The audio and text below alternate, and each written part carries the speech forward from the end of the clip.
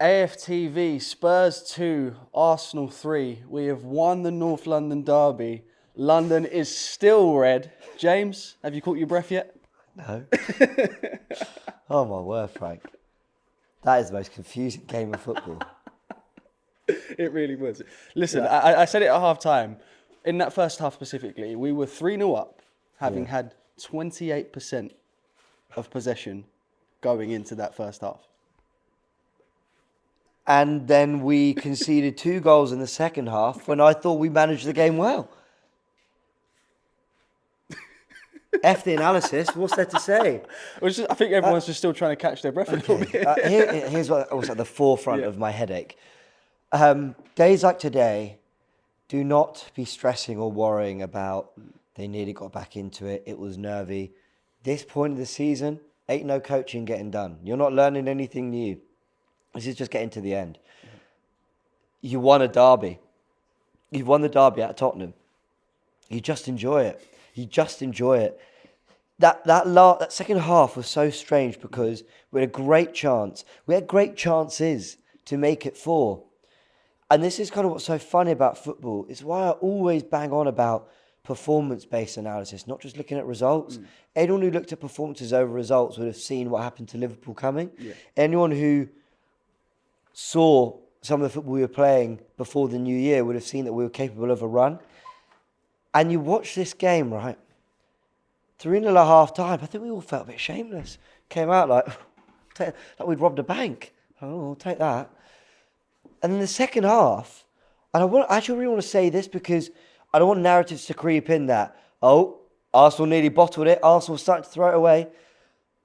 David Raya is 1 out of 11 men out there, including the coach and the staff and everyone, who had a brain fart. Mm-hmm.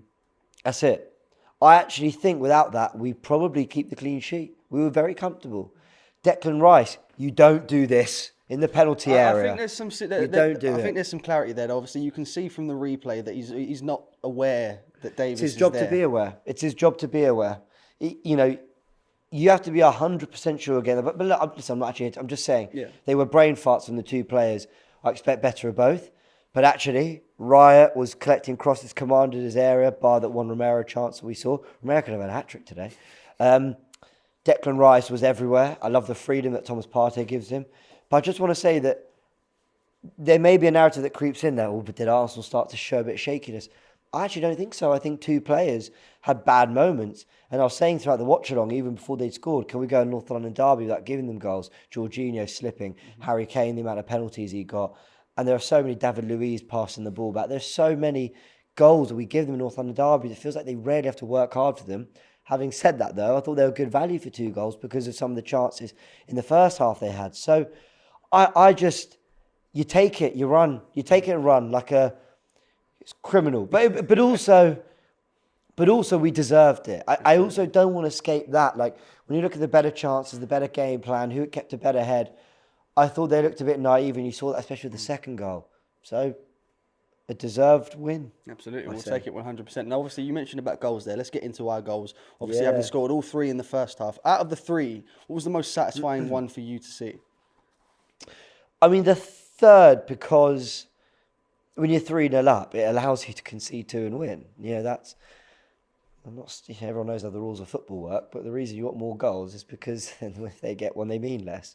And, for us to be that efficient, that clinical, the third is Kai Havertz's goal. I'm so glad he got on the score sheet because his performance was utterly outstanding. Not just the goal as well. Got the beautiful assist for Bukayo Saka's goal as well. Everything. Beautiful assist. Great, it does well to dominate that area and get his head on it and just put it into what feels an empty net because he's that close. I thought his running off the ball was phenomenal. That's to get in behind as well as with work rate. I thought his first touch and passing was immaculate. Havertz, when he was brought in, a lot of people talked about his technical ability.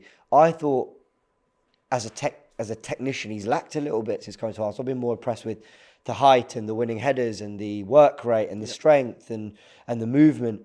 I thought he was everything today, from technical quality in tight areas. There was one moment where the ball came to him. So imagine our goals there, and we're defending that goal, we're attacking that goal. He's kind of on the edge of our area, sort of. The ball comes to him, and he's pressed, and his touch sets him, and he flicks it over. I'm thinking, that is world-class hold-up play, centre-forward play. And Kai Havertz has given us by far and away his most promising football up top. But when these reports came out recently, I want to address them because I've talked about them in several videos. When these reports come out going, Arsenal are really impressed with Kai Havertz as a striker, they might not actually sign another 9 and put more towards midfield and out wide. I thought, come on, has he played well? He's done well, but has he played well enough to change our whole transfer plans? If he does this, well, that was good enough. That performance was good enough to start all 38 next season. So if you get that from him, fine. But maybe he's growing into it. Maybe he's still learning. He's only 24, 25. He's not young, but, he's still got his peak to come. So I completely understand where you're coming from in terms of that, but I think it is, at this stage, and I don't want to take any credit away from him anyway, it is still a massive if. Because I think he scored his 13th goal for the season today. That's not too many more than what Gabriel Jesus got for us last season. So when you look at it that way, if we weren't to sign a striker as a result of how Kai Havertz is playing, would that be the smartest thing?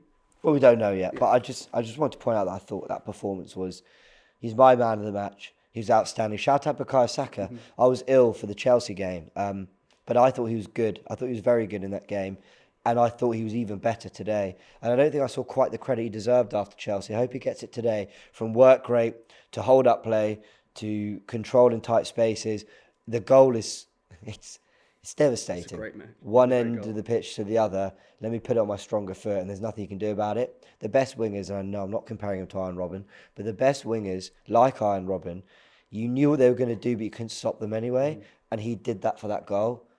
Utterly sensational, Bukayo Saka again. Weird old game today, but we won.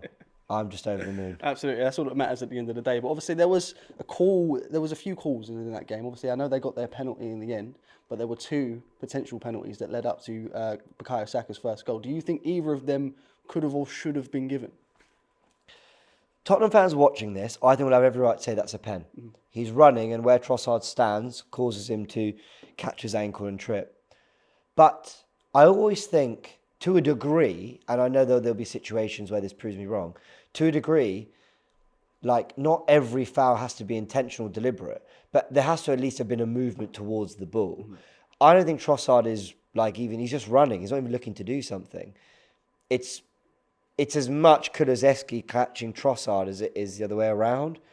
But is that biased on my end? It might be. I wonder if that's Saka the other way, if I'm going, he's running to get the ball and he's been tripped, whether he meant it or not, because like I said, not all fouls are intentional.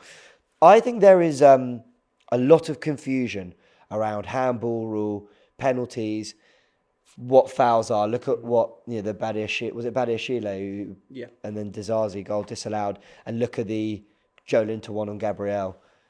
And don't tell me that they were watching that one at Villa Park without having the St James's Park one in mind, because they know what they know the high profile ones, right? So I don't know. I think there's a lot of confusion right now about what is worthy of overturning. Because you asked me whether it's a foul or a penalty, I'll then flip it. Do I think it's a clear and obvious error? Absolutely not. So they're right to let it stand. I think from that perspective, it's all a bit confusing. So I can sympathise with Tottenham fans a little bit on that one. Call me crazy, yeah? And it's easy to do this from 3-0 up. I can sympathise for them thinking, how are we 3-0 down at half-time? I can kind of... And actually, when they pulled themselves back into it, it was weirdly more reflective of the game. But I do think we deserve the win. I think when you look at the chances overall, and actually, like I said, that second half, I do actually think we had them where we wanted them for most of it. It would have been a shame to have played largely a very good second half and capitulate in that way. And again, it wouldn't so much have been a team capitulation as it would have been a player capitulation via individual moments. So, hey, what else you got for me? Well, listen, we've done what we needed to do today. We're still yet to see how Nottingham Forest get on against Manchester City. We've got 3 more games left. How confident are you that we can get this done? It was very hard to think about City's away games or just the games they got coming when we knew this was lingering. Because it always felt like a points drop game for us. And it's hard to then think, because if it feels like a game we could drop points, then you're going, well, then City need to drop points twice. But we've got over the hurdle, we've got over the line, 3 points in the bag. We've sent a message to City, who now go to Forest. When you're watching this, you might know the result of that. But now I've got a real eye on this. And if we keep winning our games, I've got a real eye on when they travel to Tottenham, where they've really struggled in the league.